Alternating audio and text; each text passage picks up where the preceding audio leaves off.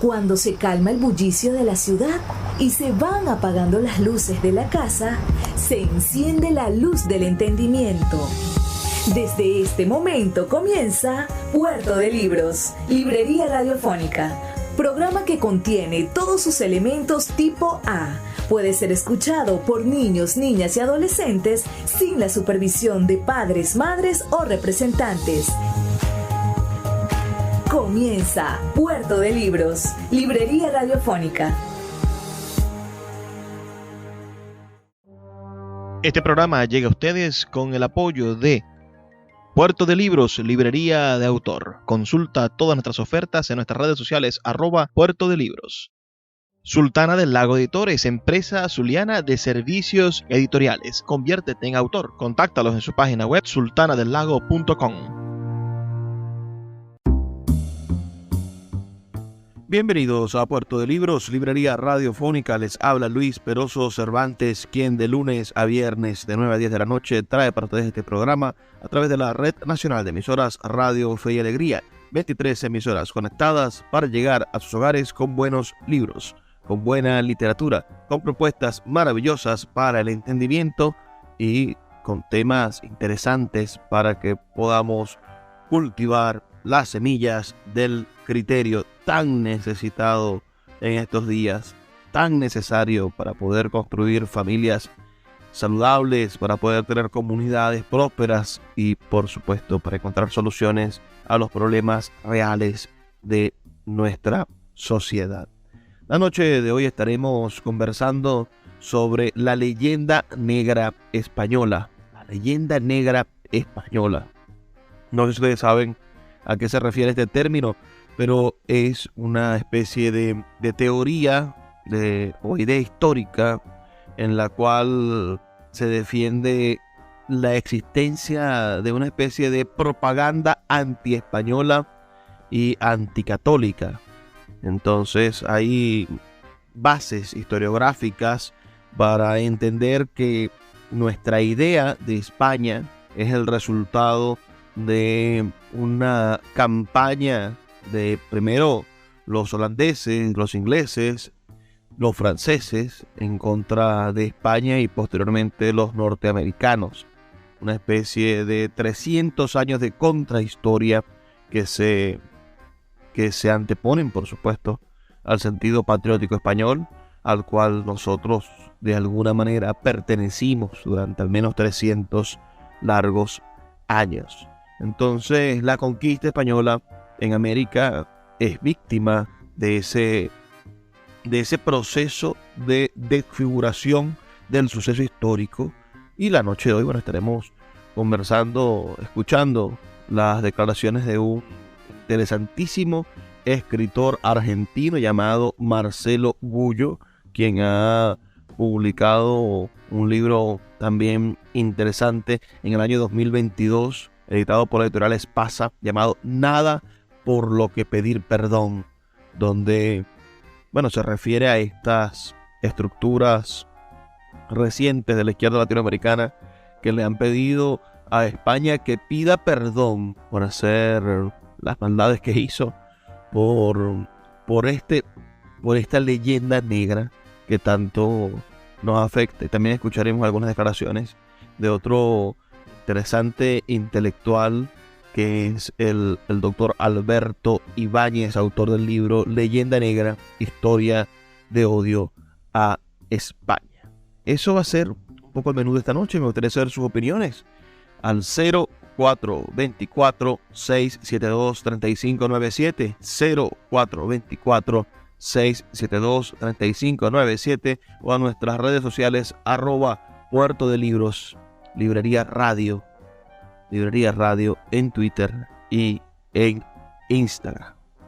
Vamos de una vez entonces a escuchar parte de lo que es la presentación del libro del escritor argentino Marcelo Gullo. Esta presentación del libro Nada por lo que pedir perdón. Este es un libro editado en el año 2020. Esta actividad se desarrolló en la Fundación Rafael Pino el pasado 10 de octubre del año 2022 y por supuesto es una participación verdaderamente brillante que resume en buena parte este tema que vamos a estar conversando esta noche y de cual espero sus opiniones. Ustedes saben, o algunos, si no lo saben, se enterarán ahora, yo no tengo sangre española. Mis 4 abuelos son italianos, 2 del norte y 2 del sur, 2 de la Lombardía, 2 del antiguo reino de las 2 Sicilias. Y en casa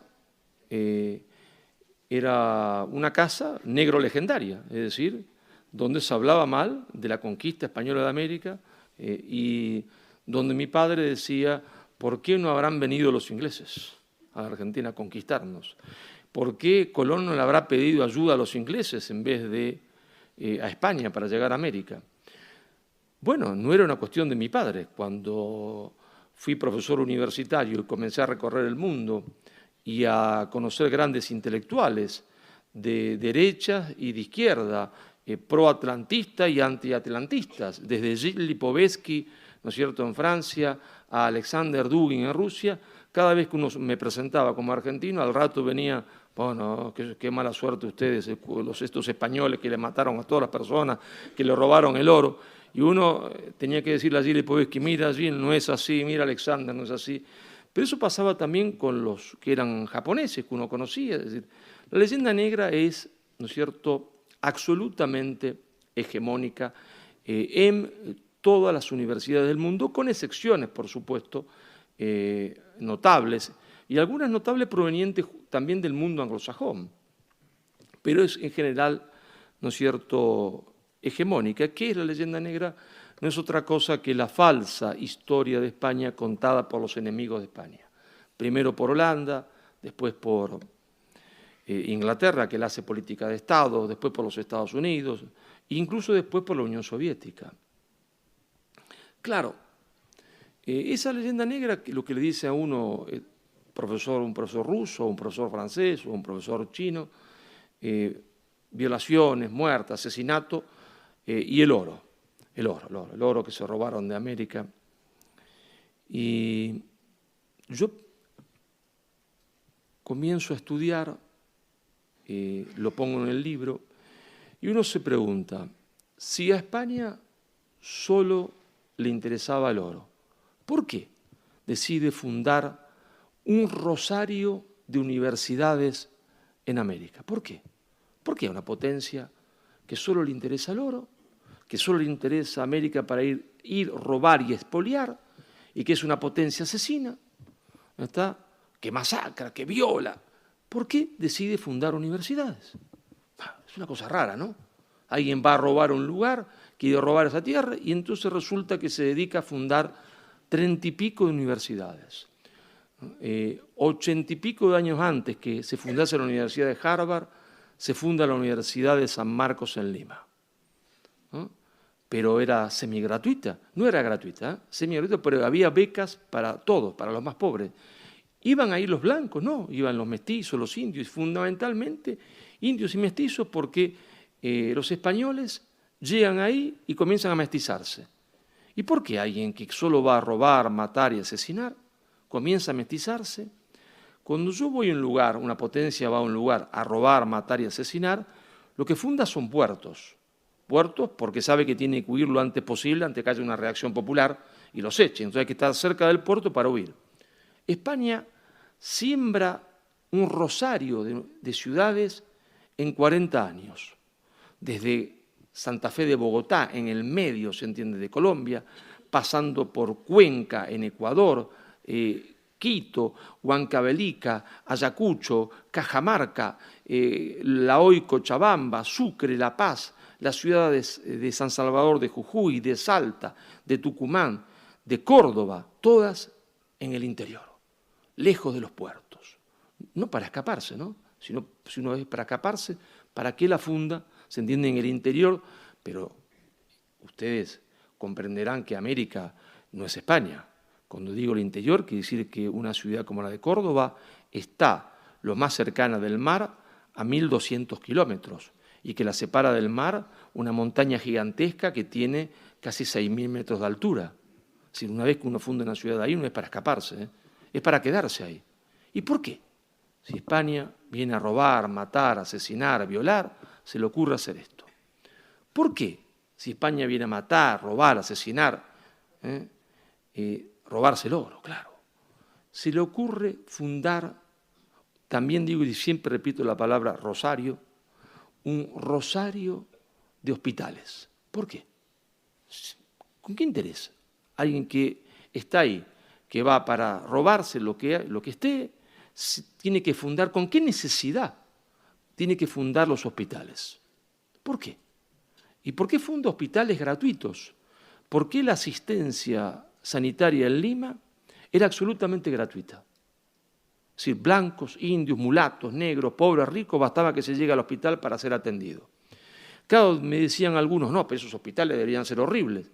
Bueno, no tanto, porque los ricos de Europa, cuando podían, viajaban a México y a Lima para curarse, porque la quinina, no se olviden ustedes, se descubre en Perú y Ecuador. Y cuando no se podía curar la malaria en ninguna parte del mundo, hacía ya tiempo que se curaba en Perú y Ecuador, en los hospitales peruanos y ecuatorianos. Ahora, fíjense ustedes, funda hospitales, funda universidades, funda colegios. El Colegio San Pablo en Lima tiene 4.000 libros en su biblioteca, mientras que Harvard, si se la puede considerar una universidad, porque en realidad era un college. La diferencia es notable, ¿no? En una universidad es cuando hay varias carreras que se estudian, en la otra se estudia una sola. Tiene 4.000 libros y Harvard 400. ¿Por qué? Porque una potencia que va a robar, matar, asesinar, se le ocurre llevar una imprenta, después varias imprentas. Y 100 años que existe una imprenta en la América del Norte anglosajona, ya se están imprimiendo libros en México. ¿Por qué? ¿Para qué? ¿Qué sentido tiene? ¿Por qué esa potencia que va a robar, asesinar y matar, se le ocurre tomar la lengua quechua, tomar la lengua náhuatl de los aztecas y decirles, yo voy a enseñarle a ustedes a escribir en su propia lengua y darle su propia gramática? 15 años antes que existiese la gramática inglesa, ya España con sus sacerdotes, con sus anegados sacerdotes, había creado la gramática azteca, náhuatl. 15 años antes. ¿Por qué? A todo el mundo debería llamarle la atención si no fuese prejuicioso. Puerto de Libros, Librería Radiofónica, tu canal diario para encontrar nuevos libros. Con el poeta Luis Peroso Cervantes. Síguenos en @Librería Radio. Puerto de Libros, librería de autor, la librería que estás buscando. Te invita a visitar sus 2 sedes, en el Teatro Baral de Maracaibo y en la Vereda del Lago. 2 cautivadores espacios donde podrás entrar en contacto con la literatura, con el arte, con todos los conocimientos de la humanidad a través del instrumento maravilloso que es el libro. Abiertos de lunes a domingo. Consulta sus redes sociales @Puerto de Libros o su página web www.puertodelibros.com.be, donde encontrarás la tienda virtual más grande de libros de Venezuela. Puerto de Libros, librería de autor, la librería que estás buscando. El poeta Luis Peroso Cervantes le acompaña en Puerto de Libros, Librería Radiofónica, por Radio Fe y Alegría, con todas las voces. Seguimos en Puerto de Libros, Librería Radiofónica, esta noche escuchando, algunas intervenciones sobre la leyenda negra española. Estábamos escuchando el segmento anterior y ya vamos a terminar, por cierto, de escucharlo a Marcelo Gullo en la presentación de su libro Nada por qué pedir perdón, organizada el 10 de octubre del año 2022. Viene haciéndose unas preguntas interesantísimas el doctor Marcelo Gullo, y ustedes también podrían hacerse esas preguntas. ¿Por qué España intentó civilizar de esa manera o no, formar parte de de su imperio a estas provincias, en vez de hacer como ya estamos acostumbrados, como nos ha demostrado el siglo XX, lo que debería ser un imperio que quiera expulgar, expropiar, robar y sacar todo el provecho posible.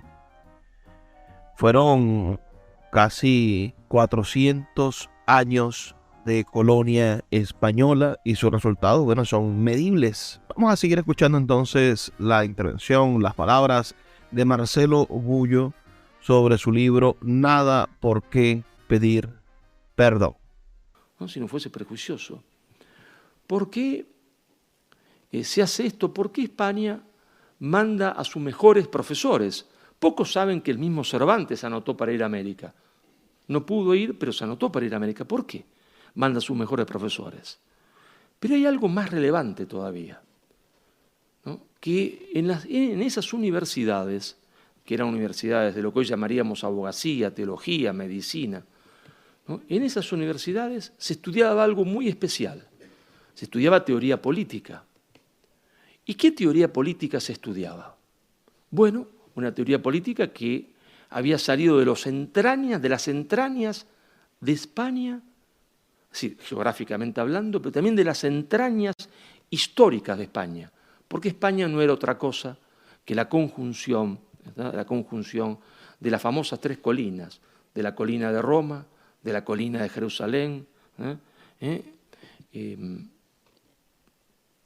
y de la colina de Atenas, es decir, esa conjunción de Esparta, Atenas y Jerusalén.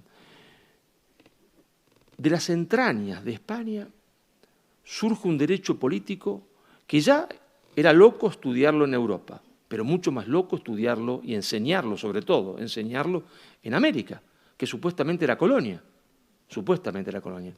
Ese derecho político decía que el poder viene de Dios. Lo decía todo el mundo eso.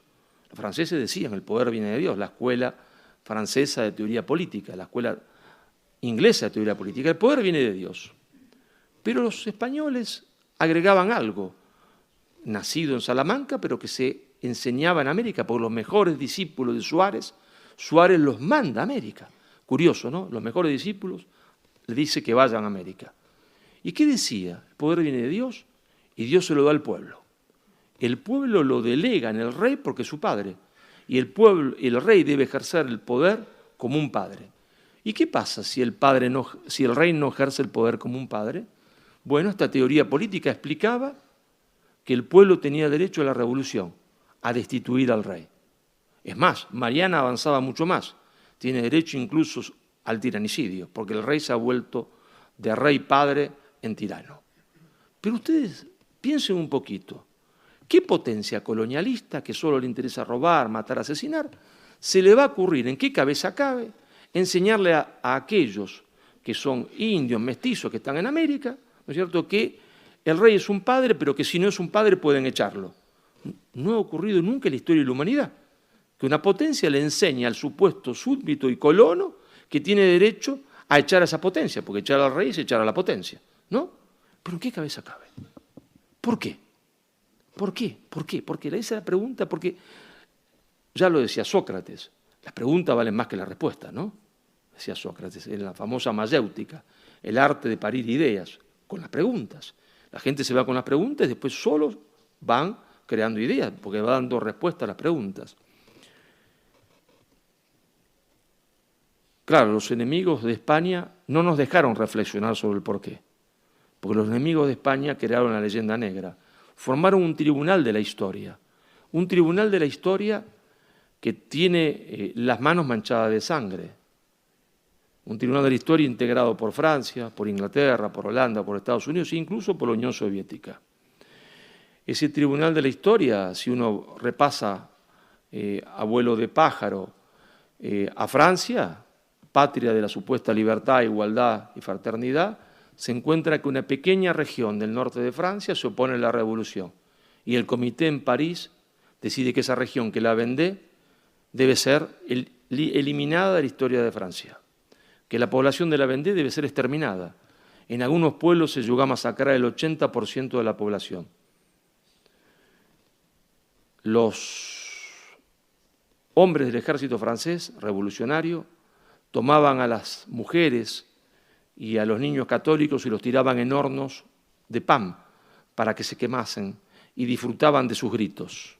Esto está en los partes policiales de las mismas autoridades revolucionarias que estaban asqueadas e indignadas, entiende, lo que estaban haciendo esas tropas. Pero Francia es el país de la tolerancia, de la libertad, de la igualdad. No hay leyenda negra, todo está bien, todo es rosa. E Inglaterra, que llegó a América y dijo el mejor indio es el indio muerto, pero peor fue en Australia, porque en Australia llegaron, censaron 900.000 personas y dijeron que en realidad, después se arrepintieron, no son seres humanos, entran dentro de la zoología y fauna, dentro de la zoología.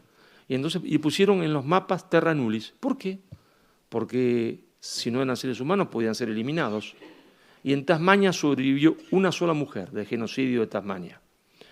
No vamos a relatar el propio genocidio inglés de una parte pequeñita del pueblo inglés, muy pequeñita, que impuso a sangre y fuego el anglicanismo colgando sacerdotes católicos y católicos de los campanarios de las iglesias. Y sin irnos tan lejos, personajes como Churchill, que pasan por grandes demócratas. Segunda Guerra Mundial, necesitaba comida Inglaterra y el ejército inglés, y Churchill dice, bueno, venga el arroz de la India para nosotros. Y eso causó la muerte de 3 o 4 millones de indios. Y las autoridades inglesas en la India le dicen, pero, primer ministro, esto va a causar la muerte de 3 millones de personas, 4, va a ser una masacre. Bueno, dijo Churchill, la culpa la tienen ellos porque se reproducen como conejos. Difícil, ¿no?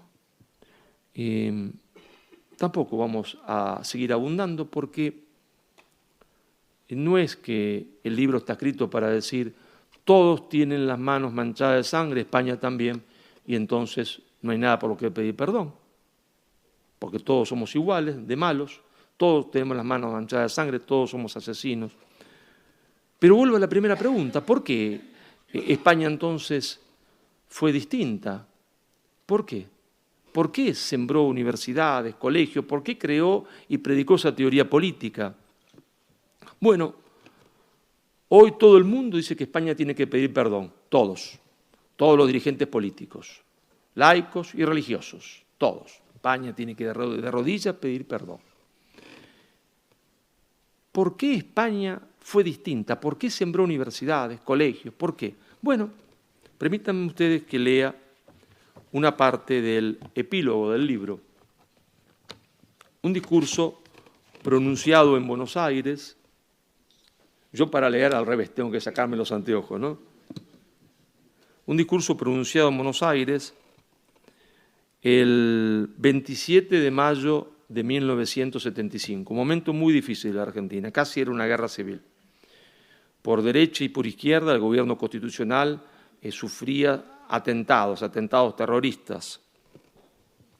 Y ambos bandos que se disputaban el gobierno con esos atentados terroristas eran negrolegendarios. Y había que tener mucho valor para leer este discurso en un colegio, un 27 de mayo, 2 días después del 25 de mayo. Mucho valor había que tener. Las personas cambian, ¿no? Lamentablemente, a veces. Y esa persona que hace ese discurso, en esa situación extremadamente difícil, con gran coraje, dice a los alumnos reunidos en el patio del colegio, Colegio El Salvador, somos hijos de una gran conciencia, porque la obra de España en América, más que una empresa, fue una misión. Una misión.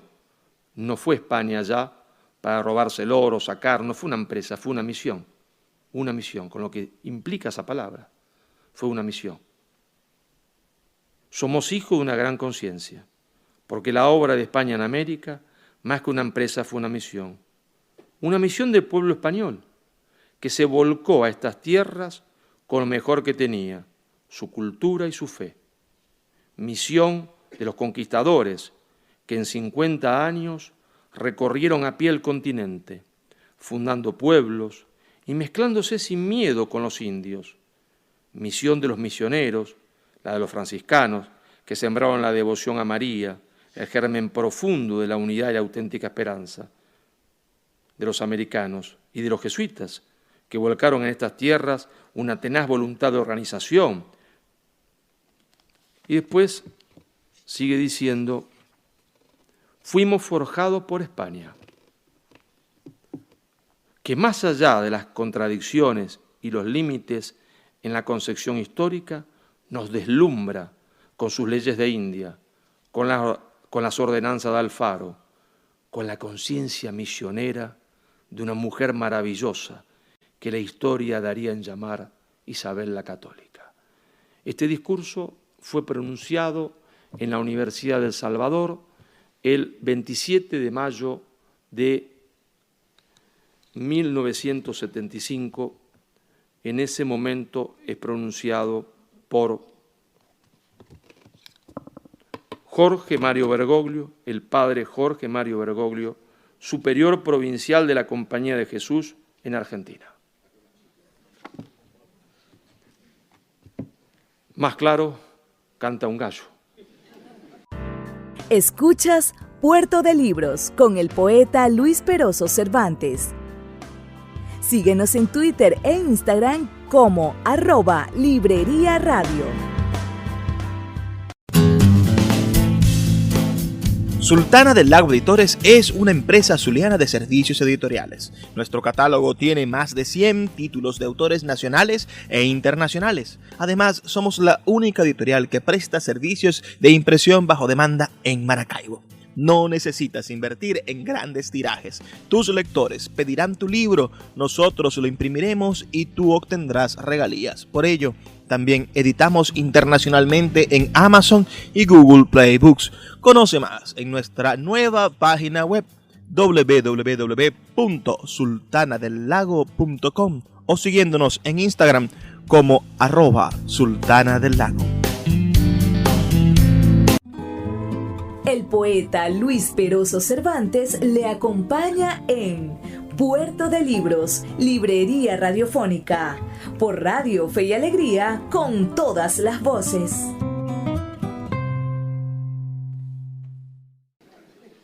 De por qué España no tiene nada por lo que pedir perdón, porque la obra de España en América fue una misión. Claro que se cometieron errores, claro que se pecó, y se pecó mucho, porque cuando España peca, pecan grande, ¿eh? No, todo lo hacen grande España, nada en chiquito. Si hay que pecar, se peca bien.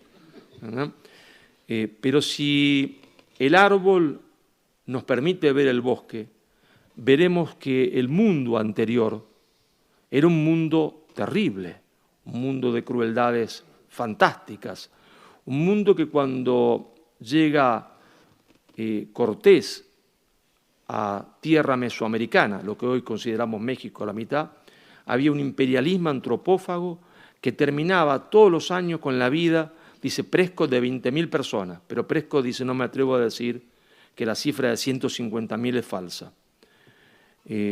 España no conquistó México, lo afirmó José Vasconcelos, primer ministro de la Revolución Mexicana, cuando todavía era socialista y marxista, diciendo, la conquista la hicieron los indios, hartos del imperialismo azteca antropófago que acompañaron a Cortés con 200.000 hombres o 300.000 hombres. Pero España fue distinta. Fue distinta esa España de Carlos V o Carlos I, y fue distinta no tan solo porque España era católica, porque católica o nación católica también era la nación portuguesa, la nación francesa, y vaya que hicieron desastres los portugueses en el Brasil y los franceses en sus colonias. Vemos el África, ¿dónde están las universidades? ¿Dónde está el rosario de universidades fundada por Francia en África? ¿Dónde está el rosario de hospitales fundados por Francia en África? Fue distinta, y valga mi homenaje, mi humilde homenaje, porque existió una mujer maravillosa, esa de la que habla el padre Jorge Mario Bergoglio, esa mujer que la historia dio en llamar Isabel la Católica. Es la impronta de Isabel la que le dice a los españoles, como su testamento político, esas personas que ella apenas intuye que va a haber un continente nuevo, no serán jamás esclavos, serán personas libres, pero el derecho autorizaba a España que fueran esclavos. Por eso Portugal esclaviza a los guaraníes. No serán esclavos, serán personas libres. Esos territorios, que ni siquiera ya sabe cómo se van a llamar, no serán territorios coloniales, sino que serán reinos, reinos en igualdad de condiciones. Y uno podría preguntarse, cualquiera de ustedes, ¿es que el pueblo español acompañó esa decisión de Isabel? ¿Es que las autoridades posteriores, su nieto, su bisnieto, acompañaron esa decisión? Sí. ¿Y por qué? Porque, bueno, porque España era distinta. Y era distinta porque había sido forjada en 700 años de lucha contra el imperialismo más cruel que conoce la historia. No hubo tolerancia de parte de ese imperialismo, que avasalló y conquistó la península ibérica y se llevó 20.000 esclavas, jovencitas, vírgenes, a Damasco para que sirviesen en Damasco como esclavas sexuales en los harenes de los distintos jefes. España enfrentó ese imperialismo 700 años y eso forjó una personalidad muy especial. Cuando Carlos I o Carlos V llega a España, jovencito, 17, 18 años, mucho poder. Él cometió muchos errores, yo hubiese cometido mucho más, 17, 18 años siendo emperador, válgame Dios, como uno se le sube las cosas en la cabeza, ¿no? Él era un caballero, había sido educado en los principios de la caballería por su tía. Era leal, generoso, valiente. Estaba acostumbrado a charlar con caballeros, personas leales, valientes, generosas. En toda Europa había caballeros, sí, es verdad, pero eran una minoría. Y cuando Carlos llega a España, se cae, se sienta, se cae de traste. Permítanme la expresión. ¿Por qué? Porque se da cuenta que era un pueblo de caballeros. Todos los españoles eran generosos, valientes, leales, dispuestos a dar la vida por el otro, porque habían sido forjados en 700 años de lucha contra un imperialismo más cruel que ha conocido la historia y que le había arrebatado su territorio. Porque en esas noches que se estaba encerrada una pequeña fortaleza castellana en la llanura, en cualquier momento podía llegar al enemigo y entonces el señor y el siervo, el que trabajaba cuidando el ganado y arrando las mulas o los caballos, era igual que el otro, porque en la lucha todos estaban igualados, porque todos tenían que defenderse unos a otros. Todos eran valientes y generosos. Entonces ese pueblo acompañó la decisión de Isabel. Y por eso ese pueblo no hizo imperialismo en América. Permítanme ustedes que le lea una cita, la última, para cerrar, de un autor argentino, José María Rosa.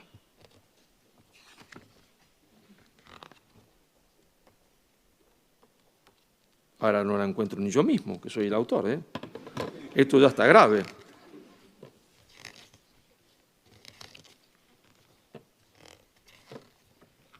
Acá está, se pegaban las hojitas, pero acá está. Dice José María Rosa, ¿no? La guerra, la reconquista forma el alma española. Por eso, sus virtudes fueron el coraje, la fe, la hidalguía, la generosidad. El castellano valía más cuanto menor fuese su capacidad de miedo. El honor consistía en ser valiente, leal y generoso. Lo demás contaba poco. Era una moral heroica. Lo importante era el valor para afrontar la muerte, para mantenerse leal, para dar generosamente su dinero a quienes lo necesitasen, más que él. Era una moral señorial, como solamente tenían más allá de los Pirineos los señores educados para proteger la vida y la familia de sus vasallos. Por eso, un presidente argentino pronunció un discurso el 12 de octubre de 1947 y dijo lo siguiente: la obra civilizadora de España, cumplida en tierra de América, no tiene parangón en la historia. Es única en el mundo. Su empresa tuvo el sino de una auténtica misión. Ella no vino a las Indias ávida de ganancias y dispuesta a volver la espalda y marcharse una vez exprimida y saboreado el fruto. Llegaba para que fuera cumplida y hermosa realidad el mandato póstumo de la reina Isabel, de atraer a los pueblos de Indias y convertirlo al servicio de Dios. Este discurso fue pronunciado por el presidente Juan Domingo Perón el 12 de octubre de 1947. Venía para que esos pueblos se organizasen bajo el imperio del derecho y vivieran pacíficamente. No aspiraban a destruir al indio, sino a ganarlo para la fe y dignificarlo como ser humano.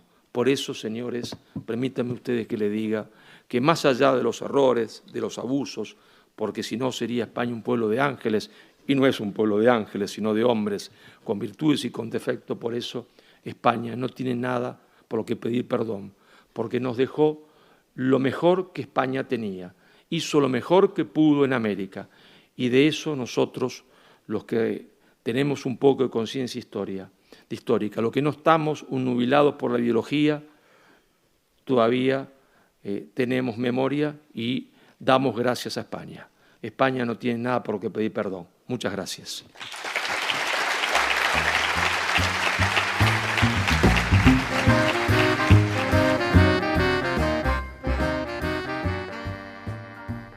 ¿Y usted qué cree? ¿España tiene motivos para pedir perdón? ¿Qué crímenes cree usted que ha cometido España lo suficiente para pedirle perdón a la América Latina, a nuestra América maravillosa? Como les comentaba entonces, la leyenda negra española es una teoría defendida por la corriente historiográfica que afirma la existencia y difusión de propaganda anti-española y anticatólica. Sus defensores afirman que sus raíces se remontan al siglo XVI, cuando fue originalmente un arma política y psicológica que fue utilizada por los rivales noreuropeos de España con el fin de demonizar el imperio español, su gente y su cultura, minimizar los descubrimientos y logros españoles y contrarrestar su influencia y poder en asuntos mundiales.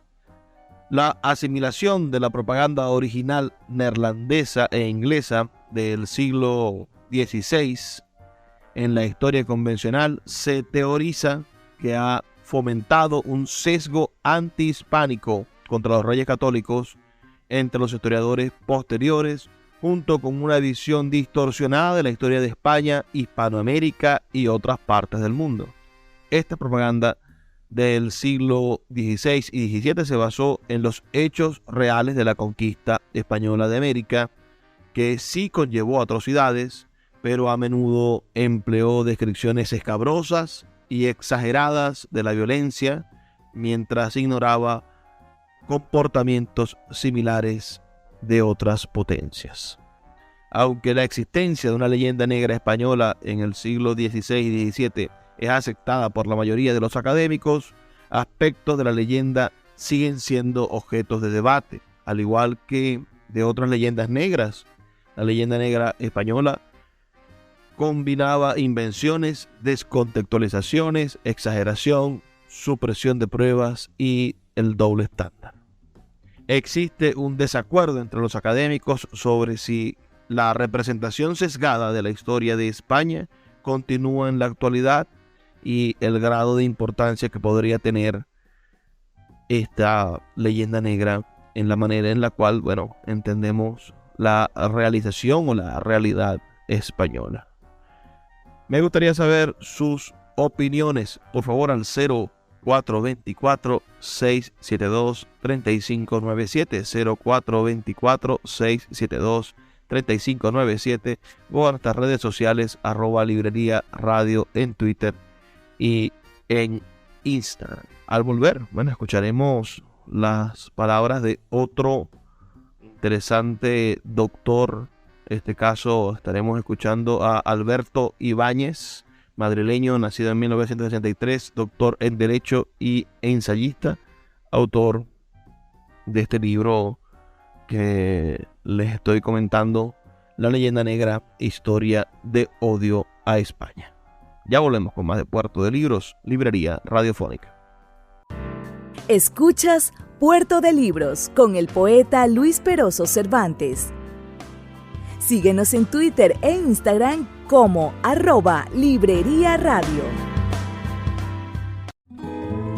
El poeta Luis Peroso Cervantes le acompaña en Puerto de Libros, librería radiofónica, por Radio Fe y Alegría, con todas las voces.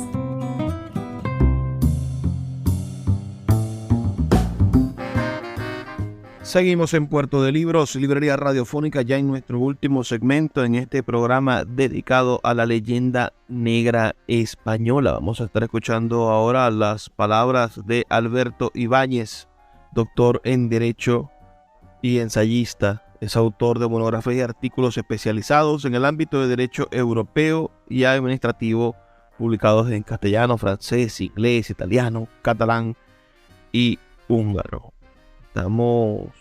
Él es autor de un libro interesantísimo para este tema. Se llama La leyenda negra, historia del odio a España, y que, bueno, tendremos entonces nosotros la oportunidad de explorar un poco sus ideas. La contratapa de este libro nos dice esto, es sin duda interesante. ¿Por qué en el país que protagonizó las mayores hazañas de la historia y sin cuyo liderazgo ni el cristianismo ni Occidente habrían logrado sobrevivir, sus ciudadanos tienen tan mal concepto de su pasado y su presente? ¿Cómo es posible que esté dispuesta a autodestruirse una nación que convirtió los dos mundos con el descubrimiento de América, que impulsó la primera vuelta al mundo en el Cano, realizó colosales aportaciones como la Escuela de Traducciones de Toledo y vio nacer a personajes como Isidro de Sevilla, Isabel la Católica, Fernando de Aragón, Carlos I, Felipe II, Cervantes, Santa Teresa, Goya, Jovellanos, Ramón y Cajal u Ortega? Es necesario analizar las razones y los métodos empleados, entre otros, la doble vara para medir, para construir la leyenda negra más agresiva y duradera de la historia. Escuchemos de una vez la voz de Alberto Ibáñez, autor de este libro, La leyenda negra, historia del odio a España. Digamos, en términos académicos, sería la propaganda mantenida a lo largo de varios siglos, que consistía en denigrar todo aquello que hacía el Imperio Español, tanto en América como en Europa. Diferencio entre hispanófobos, que son los creadores de la leyenda negra, bueno, que normalmente eran extranjeros y que hacían su trabajo. Hay que reconocer que España en el siglo XVI era el enemigo a batir. Y como en toda empresa, como en el comercio hoy, cuando hay una empresa que domina el mercado, sus competidores tratan de vencerla por todos los medios. No nos vencían en el campo de batalla, es decir, no nos vencían por los caminos legales, porque los tercios mandaban en la tierra y la armada mandaba en el mar, entonces solo les quedaba la guerra de propaganda. Empiezan, bueno, que la leyenda negra tiene sus orígenes en Italia, realmente como estructura organizada, empieza con Reino Unido, principalmente, luego se une Francia, bueno, también Holanda, por supuesto, y ya en el siglo XIX Estados Unidos. Claro, esa es la diferencia que existe con otras leyendas negras.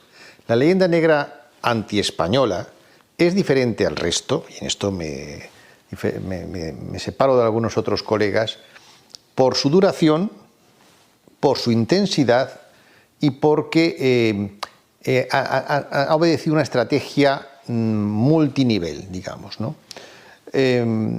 Evidentemente, dura hasta hoy. Es decir, es el único caso que, aunque el Imperio Español dejó de existir a principios del siglo XIX, formalmente, ya a finales con la guerra de Cuba y Filipinas, los últimos estertores, digamos, fueron a finales del siglo XIX, sin embargo, ha seguido existiendo hasta el día de hoy, porque nuestros enemigos son múltiples, enemigos externos y enemigos internos. Y ahí entra lo que me preguntabas antes sobre los hispanobobos. Bueno, tiene una dimensión externa, hasta ilógico, no es nothing personal, business, pero luego lo hemos interiorizado. Y este es el hecho paradójico, el hecho diferencial, esto sí que es un hecho diferencial y no otros, de la historia de España respecto a otros países. Otros países han recibido ataques de terceros, no tan virulentos ni continuados como España, pero ha habido otros imperios y países que han recibido quejas, críticas de sus vecinos. Pero casi ninguno lo ha interiorizado como verdad su propio pueblo. Esto es una cosa que, bueno, sí que luego lo hablamos, todavía es difícil explicar. López Ibor intentó algo en ese sentido sobre el carácter español. Yo aquí introduzco un término o un elemento que puede ayudar a comprender por qué. Siempre se ha dicho que el carácter fundamental de los españoles es la envidia. Yo ahí discrepo también porque la envidia es algo general. Sin embargo, creo que sí que hay un carácter específico de los españoles que se mantiene muy vivo al día de hoy, que es la ingenuidad. De hecho, Don Quijote, que es un poco el mito que nos representa todo, se dice el ingenioso hidalgo, pero realmente es el ingenuo hidalgo. Se cree que existen todavía gigantes cuando son molinos, ve una realidad paralela, se cree un caballero andante cuando ya no los hay. El ingenio, si acaso, pertenece a Sancho Panza, pero Don Quijote es la ingenuidad. Y yo creo que ahí seguimos instalados. Para recuperar nuestra historia verídica, un elemento fundamental es el análisis comparado. Esto se ha comenzado a hacer hace pocos años. Carmen Iglesias, por ejemplo, la actual presidenta de la Academia de la Historia, lo ha llevado a cabo y lo ha dicho. Lo que hay que hacer es historia comparada, que no se hacía en España. Venían los de fuera, los curiosos impertinentes incluso, en el siglo XIX, nos decían cómo éramos, nos lo creíamos y no hacíamos el mínimo intento de ver si en su casa pasaban cosas parecidas. Gerald Brennan, por ejemplo, uno de los visitantes que sí que era hispanófilo, pues criticó a su compatriota Richard Ford, uno de los hispanófobos más conocidos, porque cuando nos decía que éramos, bueno, un desastre, de gente perezosa, que aquí no funcionaba nada, que era mal gobierno, que las condiciones de vida de los campesinos eran terribles. Por cierto, me recuerda a un informe de la ONU reciente. Él dijo, Gerald Brennan, hombre, veramos que en Inglaterra estas cosas son todavía peores. Y hay que recordar un hecho que a veces se olvida.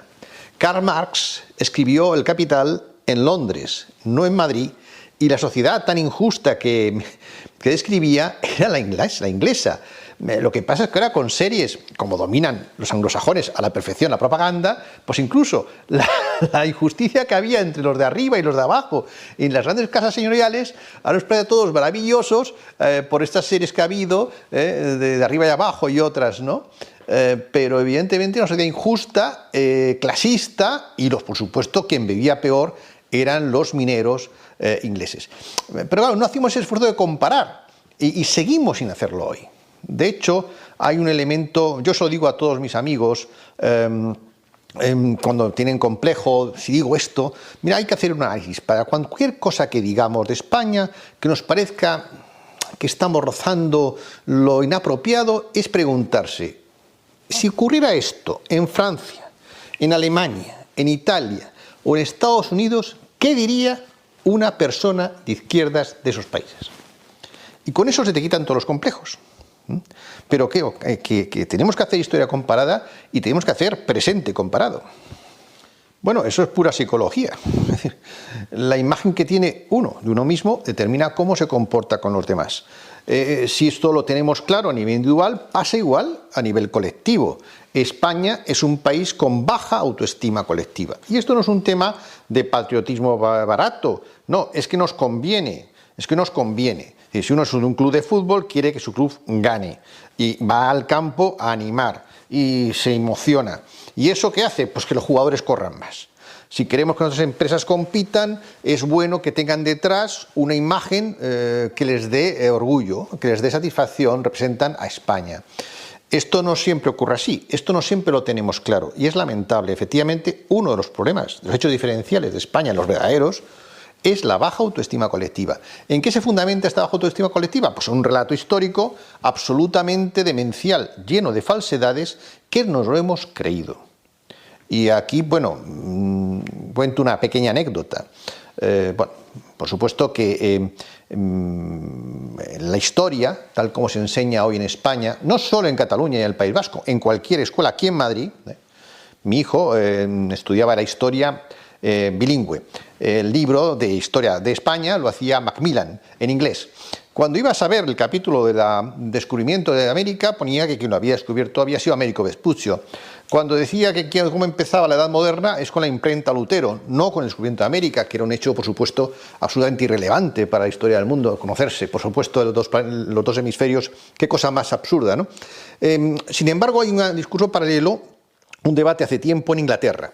En Inglaterra todavía hoy se sigue enseñando en la escuela que la victoria de los británicos sobre la mal llamada Armada Invencible fue debida a la gran pericia de los almirantes británicos, siendo inferior en número sus barcos a los españoles. Todo es falso. La flota española era la que era inferior en número y nos venció la tormenta y no los almirantes británicos, que además luego le ganamos en La Coruña después y les barrimos en esa batalla, ¿no? Que tuvo dos partes, como bien sabido. Bueno, esto llegó a los periódicos, incluso a Financial Times hubo un cierto debate de hasta qué punto era lícito, pues bueno, enseñar estas cosas en la escuela. Y el propio Financial Times, no tengo aquí el artículo, pero hubo un artículo de análisis que decía, vamos a diferenciar, señores, entre la historia para los académicos, que tiene su lugar en los congresos y tal, y la historia en la escuela. La historia en la escuela tiene una función de subir la autoestima nacional. Y eso no lo podemos perder, y por supuesto que se han llegado donde han llegado hoy. Desgraciadamente al Brexit, pero también es por eso, porque sigue manteniendo un orgullo, quizás en su caso, desaforado. Largo tema para debatir el orgullo nacional. ¿Cuál debería ser nuestra versión acerca del periodo de la colonia española? ¿Debemos nosotros convertir la mitad de nuestra historia? Es decir, desde el siglo XVI, XVII y XVIII que pertenecimos a España, debemos convertirlo en un periodo de esclavitud, de sufrimiento, en un periodo condenatorio, o debemos asumir que España era un maravilloso imperio grande que sembró y creó universidades, que fundó pueblos, que estableció derechos a ciertas minorías y que de alguna manera, bueno, le dio forma al país que hoy habitamos, que después tuvimos nosotros hemos tenido la oportunidad de dirigir y de intentar acomodar en los últimos 250 años. Hay que preguntarnos si la historia de Venezuela le da a los jóvenes venezolanos en las escuelas ese sentido de orgullo por su país y de qué manera podemos nosotros también sentirnos orgullosos de haber pertenecido al Imperio Español, de haber sido parte del Imperio Español en la mitad de nuestra historia como nación. Les dejo eso de tarea, vamos a reflexionarlo. Envíenme un mensaje de texto al 0424-672-3597, 0424-672-3597 con su opinión o nuestras redes sociales @Librerías Radio en Twitter y en Instagram. Ya es hora de despedirnos. Trabajó para ustedes quien les habla, Luis Peroso Cervantes. Les recuerdo que estamos aquí de lunes a viernes de 9 a 10 de la noche por la Red Nacional de Emisoras Radio Fe y Alegría. Así que nos sintonizamos el día de mañana con un nuevo y maravilloso tema intelectual para debatir y ser cada vez mejores. Por favor, sean felices, lean poesía.